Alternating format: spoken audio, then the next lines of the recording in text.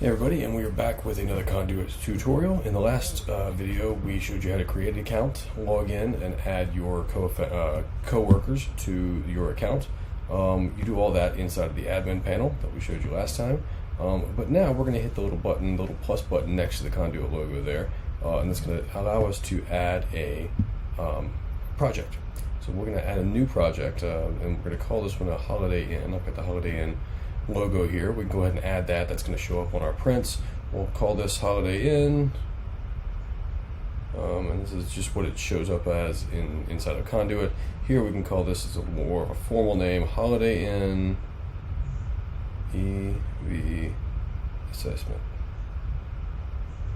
We'll say it's in the summer of 2022, and we'll put up the project information here. I think this is it. 5,000. Richard Harrington BLVD. This is in Beham, Alabama. 35242, I believe, is it? I'll add this project. And it's immediately going to bring us into this Holiday Inn project. And bring up our equipment menu.